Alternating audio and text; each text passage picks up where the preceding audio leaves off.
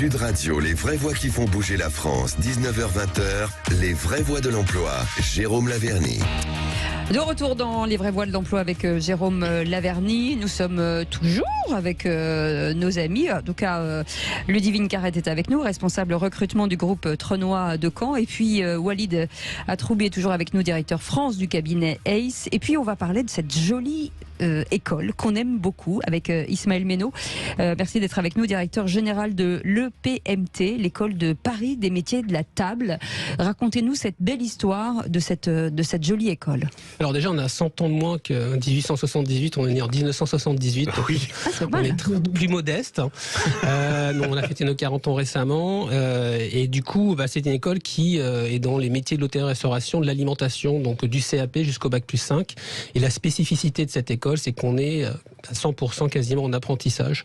Donc des jeunes qui ont une expérience sur l'entreprise et évidemment une expérience dans notre école qui accueille en fait tous ces métiers-là avec des laboratoires, avec des formations qui vont du CAP jusqu'au Bac+5. C'est important de le dire parce qu'on a des formations dans le supérieur aussi dans ces métiers et pas uniquement sur des CAP, des bacs.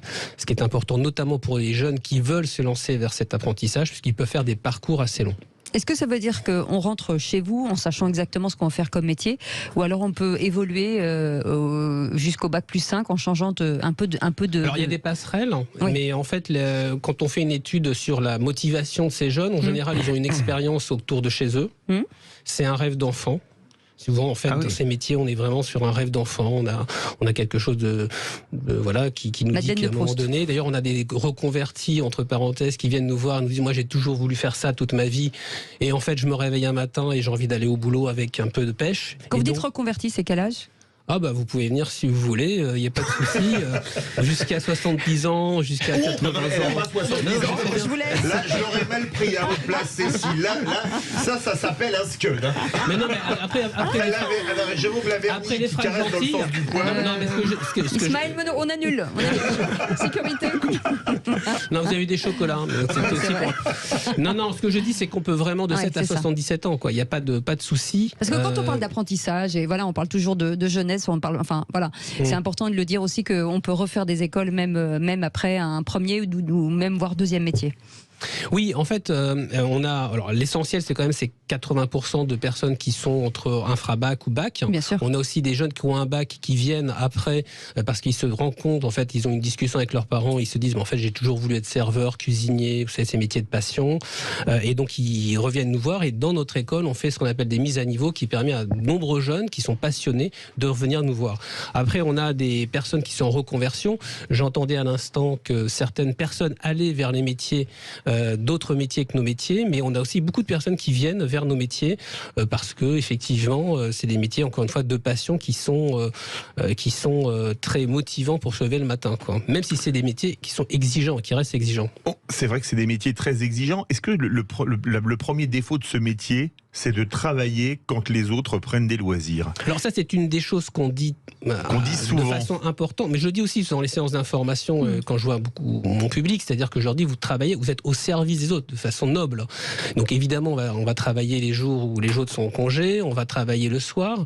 Il y a quand même des évolutions, il faut le reconnaître aussi, de la profession. On a eu cette tension actuellement récemment, il y a une hausse du SMIC assez importante, on a eu aussi des conditions de travail qui évoluent, notamment dans le service, pour éviter les coupures pour les jeunes, les moins jeunes d'ailleurs, qui souhaitent avoir une vie aussi à côté familiale plus structurée. On a aussi des grands groupes comme la restauration collective qui recrutent beaucoup et avec des conditions aussi qui sont importantes. Donc il y a une évolution, mais c'est certes on travaille effectivement lorsque les autres sont à table et lorsque voilà, il faut bien servir les gens. On parle de ce secteur qui est en ce moment synonyme de pénurie, quand même. Est-ce que ça veut dire qu'il y a moins d'entrants aujourd'hui, ou alors il y a de l'entrant, mais finalement une fois qu'ils sont sortis, ils changent de... Il y a une double analyse, c'est-à-dire que d'un côté, on a quand même démographiquement une petite baisse, et ça, de toute façon, il y a un impact automatique sur les personnes qui vont rentrer sur le marché du travail. Donc automatiquement, on a eu une hausse, et là, forcément, on est un peu dans le bas de la vague. Ça, c'est le premier point.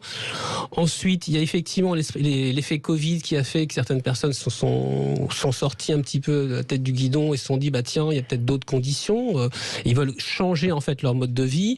J'entendais hier notre ministre de l'économie qui expliquait que effectivement, il fallait travailler plus et travailler mieux.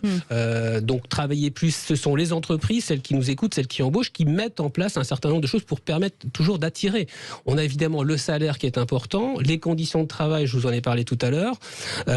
Ensuite, c'est vrai que c'est des métiers où il n'y a pas de soucis et où on s'exporte aussi facilement à l'étranger, puisqu'on a aussi beaucoup d'anciens de chez nous qui vont à l'étranger et qui réussissent très bien. C'est encore une très bonne image de marque, le chef français avec sa toque dans le monde entier. Oui, alors ça c'est effectivement la réussite ultime. Oui, enfin très, très certainement. Après on n'a pas que des étoilés, certes, mais en tout cas la marque, que ce soit en boulangerie, en pâtisserie, en cuisine, c'est très très bien reconnu à l'étranger, bien sûr, tout à fait. Le ministre a annoncé la reconduction des aides pour l'apprentissage, qui est plutôt une très bonne nouvelle. Oui, alors ça on peut après regarder, le détail se cache. Oui, il y a toujours, un loup. Non, mais il y a toujours. Enfin, il n'y a pas toujours. C'est une très bonne annonce. Enfin, on va dire que globalement, c'est une très bonne annonce, notamment aussi pour les niveaux un peu supérieurs, parce qu'il y a eu un doute pendant un moment. Cela dit, effectivement, faut voir de façon pérenne comment tout ça va évoluer. On a, vous le savez, sur l'apprentissage, quand même un problème important de financement. Donc, c'est un investissement, évidemment, et ça, faut que tout le monde le comprenne. Quand une entreprise prend un jeune, c'est un investissement. C'est-à-dire qu'il investit pour après sécuriser le jeune qui va être embauché. On parle des cabinets actuellement et des différentes personnes. Nous, quand on a des apprentis, et j'en prends personnellement dans l'entreprise, dans l'école, on aime bien après les embaucher, tout simplement. Et une entreprise qui va avoir un apprenti cuisinier, un boulanger, veut la plupart du temps le garder, c'est certain. Ludivine Carrette, puisque vous êtes encore avec nous dans le groupe Trenois de Gand, est-ce que vous faites appel aussi à des alternants ? Oui. De la même manière, en fait, on cherche vraiment des potentiels. On a la chance, en fait, d'avoir peu de turnover dans nos équipes. C'est des métiers passion également, parce que le niveau d'expertise, quand on a pu l'acquérir, on a aussi plaisir dans ce métier-là. Et donc, on peut faire carrière. On a 80% de nos responsables d'équipe qui viennent de l'évolution interne. Et ça, les jeunes le savent. Et donc, s'investissent différemment aussi dans l'entité. Jérôme Laverny. Il veut dire du bien de vous, c'est pour ça que ça fait 5 minutes. Ce qui se passe. Non, mais 3 observations. Je ne sais plus qui, sur le plateau tout à l'heure, faisait une remarque lumineuse concernant l'âge.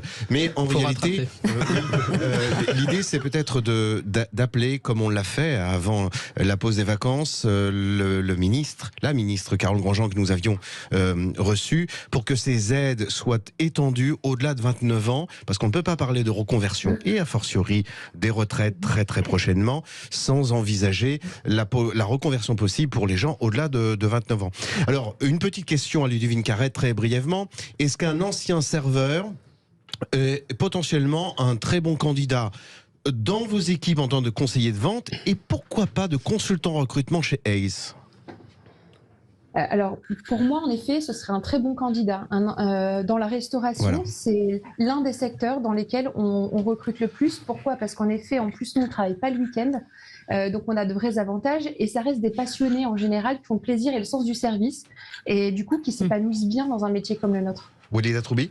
Alors, du coup, moi, je vais répondre un peu différemment. C'est que je vais vous répondre oui, mais je vais vous répondre encore une fois, c'est ce que disait, ce qu'on disait juste avant, c'est que, en fait, on va recruter un potentiel. Et donc, qu'ils soient serveurs, on a des serveurs chez Ace, on a des diplômés d'écoles de commerce, de grandes écoles, on a un ancien pompier, on a des anciens coiffeurs. En fait, on reçoit des gens avec un parcours, une expérience et une envie. Alors ça, c'est très important parce que ça veut donc dire pour nos éditeurs que, au moment de choisir les métiers de la restauration, vous ne le faites peut-être pas pour l'intégralité de la vie, que les passerelles existent et que ces compétences qui vont être observées par les recruteurs sont transversales d'un secteur à un autre. Parce que les métiers de la restauration, eux, au moins ne souffrent pas d'une méconnaissance, ils sont connus. Pour certains d'entre eux, ils sont peut-être un peu, non pas seulement méconnus, mais peut-être un peu négligés. Le service, dans l'oreille et la conscience d'un jeune, parfois c'est un peu dévoyé. Être au service d'eux, c'est être une boniche, pour dire les choses de façon très concrète et très crue. Eh ben non, c'est peut-être se préparer à une carrière commerciale et une carrière de consultant en recrutement à partir du moment où on y développe quelque chose. Il faut m'en laisser quelques-uns quand même. Parce que non, je vous le dis simplement comme ça, c'est-à-dire qu'effectivement il y a beaucoup de transferts. Moi j'accueille aussi beaucoup de personnes et qui ont 2 compétences. On parle de compétences qui effectivement viennent chez nous. Les soft skills aussi, c'est très important dans l'ensemble des métiers. Et effectivement, mais il faut m'en laisser un peu. Walid Atroubi a utilisé un mot fort qui rappelle une chanson de Johnny Hallyday, l'envie. Ouais. Est-ce que ça se sent justement quand on va dans ces métiers de la table? La première qualité, c'est pas l'envie. C'est une des choses sur laquelle je joue vraiment, c'est le désir en fait. Le désir, c'est-à-dire qu'il faut avoir du désir quand on se lève le matin. Ça fait d'autres idées de la tête. Walid Atroubi, le mot désir. Hein, je sais pas c'est vrai. Il y a du désir. Et le désir, il faut l'entretenir. Voilà, c'est comme dans tout. Et donc effectivement, lorsqu'on a des jeunes, c'est aussi les centres de formation qui doivent les motiver, et puis les entreprises qui ne doivent pas aussi les écœurer du métier. Et ça, c'est important aussi. Je pense qu'il y a un certain nombre d'entreprises, et je souhaite dire qu'ils beaucoup jouent le jeu, mais un apprenti qui vient dans une école, qui vient dans une entreprise, ne doit pas faire le travail d'autres salariés. Et donc, il doit avoir un maître d'apprentissage, et c'est important en termes d'accueil qu'on ait un souci en fait de l'accueil des apprenants. Et ça, je pense qu'il y a des efforts qui sont encore à faire à ce niveau-là. Rapidement, Bruno Le Maire disait que ces métiers allaient changer, c'est-à-dire que quand on se dit qu'on vient le matin, qu'on repart chez soi, qu'on revient l'après-midi, qu'on revient le soir, que voilà, ça veut dire que aujourd'hui, ce métier, en tout cas de service et de serveur, est en train de se transformer. Je suis d'accord, mais il y a quand même des choses qui sont assez basiques, c'est qu'on déjeune le matin, on petit déjeune le matin, on déjeune le midi et on dîne le soir. Et parfois on soupe même avant. Ce que je veux dire, c'est qu'il y a quand même une idée de service. Donc il faut améliorer et donc avoir différents. Peut-être le code du travail doit évoluer. Si on veut qu'un salarié travaille sur 3 jours au lieu de 4, parce que pour des conditions de travail, il ne doit pas faire plus de 10h,05 minutes. Ouais, peut-être qu'il y a des choses à améliorer à ce niveau-là pour qu'effectivement, sur 3 jours, il puisse faire une grande semaine. Oui, et puis après, on tourne avec les équipes. Oui, mais le code du travail doit aussi évoluer dans ce sens-là. C'est-à-dire qu'il faut que tous les appareils, y compris législatifs, évoluent. Eh ben, vous restez avec nous dans quelques instants. On vous parlera d'une belle start-up. En fait, ça s'appelle Skillme, c'est ça, avec Thomas Kurdzian qui est avec nous. Et ben, vous bougez pas. Une petite pause. On revient dans Préparez vos flatteries, Jérôme Laverny, c'est bien. Jamais. Flagornerie. Jamais. Tout ce qu'il pense, il le dit. Et tout ce qu'il dit, il le pense. Allez, à tout de suite. Sud Radio, les vraies voix qui font bouger la France. 19h-20h, les vraies voix de l'emploi. Jérôme Laverny. Les vraies voix de l'emploi avec Jérôme Laverny. Oh, toujours vous dites ça avec un air. Ah non, mais parce que maintenant, il vous flatte tant que je vais finir par être jaloux. Ah oui. Non, mais je ferai dans le philippisme la semaine prochaine. Donc c'est pas dans la philippique. Avec nous, Walid Atroubi, directeur de Ace France, Ludivine Carrette, responsable recrutement et formation du groupe Trenois de Caen, Ismaël Ménaud, directeur général de l'école de Paris des métiers de la table, qui n'est pas venu les mains vidées, on l'en remercie. Et également avec tout de suite, Thomas Kurdzian, fondateur de Skillme. Bonsoir. Bonsoir. Alors tout d'abord, présentez-nous Skillme. Skillme, c'est on est bien près du micro, bien près du micro. Oui. Skillme, on est une start-up. On essaie de répondre un petit peu au sujet qu'on a évoqué jusqu'à présent, c'est-à-dire qu'on voit bien que le recrutement change, les profils des collaborateurs changent, et il faut s'adapter à la manière de former. Donc nous, ce qu'on essaie de faire, c'est de gérer un peu le dernier kilomètre de la formation, c'est de se dire qu'on se forme pas une fois pour toujours, que la formation elle doit être plus proche du job, et donc on a créé une communauté d'experts, de formateurs, pour apprendre on the job, dans ton entreprise, des micro-formats pour développer les compétences qui sont nécessaires pour un nouveau job que vous allez prendre, qui n'était pas forcément celui pour lequel vous vous étiez formé initialement, et pour lesquels vous avez besoin de développer des nouvelles compétences. Ça veut dire que, si je comprends bien, moi je cherche un nouveau travail, j'ai un travail qui me plaît, c'est-à-dire qu'une entreprise, ou en tout cas un salarié va me prendre comme un binôme et va m'apprendre ce métier ? Exactement, c'est un peu la logique de l'apprentissage entre pairs, du compagnonnage. Oui. Et c'est un peu le modèle historique qu'on avait connu par le passé, où on faisait le Tour de France, on apprenait avec un maître d'apprentissage. L'idée, c'est de réinventer ce compagnonnage en mode 2.0. Ça fonctionne 2.0 parce qu'on fonctionne par visio. Et l'idée, c'est de pouvoir être connecté avec un expert qui va vous apprendre exactement ce dont vous avez besoin pour réussir dans votre job. Et réussir dans votre job, c'est pas forcément faire une formation qui va durer 6 mois ou 1 an. C'est peut-être apprendre une demi-heure par semaine des compétences nouvelles au fil de l'eau qui sont indispensables pour la réussite de vos projets. Et sur quel métier, par exemple ? Alors nous, on est concentré sur les compétences plutôt liées à la transformation digitale. Il manque 1 million d'emplois d'ici 2025 liés au digital. Oui. 1 million. 1 million d'emplois à recruter d'ici 2025 sur le digital. Et donc le gap est immense. Et on va pas le combler en faisant des formations comme on faisait dans les années 70. Et il faut justement adapter ce nouveau mouvement où on va chercher plutôt des compétences adjacentes. Alors on va recruter des profils pour leur qualité, pour leur savoir-être, et on va leur donner ce qui leur manque pour réussir dans ce job. Jérôme Laverny veut réagir. C'est une formidable initiative à plusieurs égards. D'abord parce qu'on ne dit pas assez que la formation de manière générale draine des contraintes administratives, parfois lourdes, qui ralentissent la mise en place d'une formation et qui en fait contraignent par ricochet à ce qu'elle soit complètement disproportionnée par rapport à l'objectif réel. C'est une formidable initiative aussi parce qu'elle donne la possibilité à un salarié, à quelqu'un, de se valoriser, de verbaliser ce qu'il a appris, de transmettre. Et là encore une fois, en allant droit au but des choses les plus concrètes, les plus essentielles dans l'exécution de son travail. Et aussi d'identifier ce qui va être important. Il n'y a aucune autre meilleure façon d'apprendre que celle de dispenser ce que l'on a soi-même appris. Oui, c'est la transmission. La transmission, forcément. Et comment on s'inscrit? Comment ça se passe? On peut s'inscrire de deux manières. On peut s'inscrire comme utilisateur, on peut s'inscrire comme formateur, comme mentor. Donc l'idée, c'est vraiment, comme le disait Jérôme...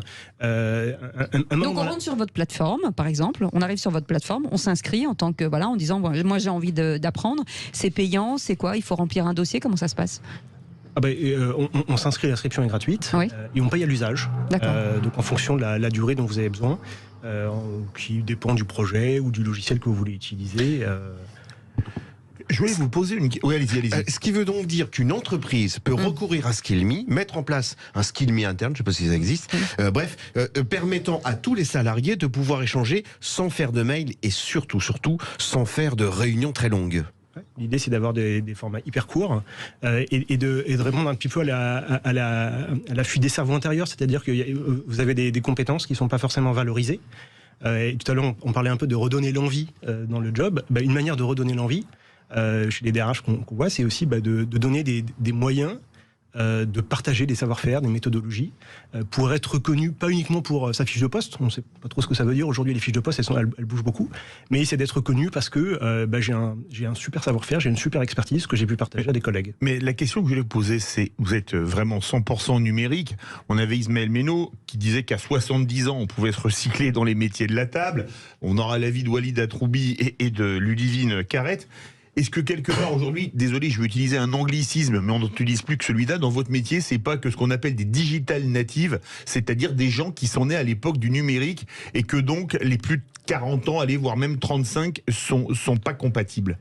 Mais pendant le Covid, on a tous fait des Skyperos, on a tous vécu avec le numérique. Et donc d'une certaine manière, pas le faire, tout le monde a su le faire. Maintenant, tout le monde a cassé beaucoup d'un cran en trinquant avec d'ailleurs. Exactement. Et je pense qu'aujourd'hui, ça a facilité ça pour toutes les générations. Donc je pense pas qu'il y ait un sujet de génération.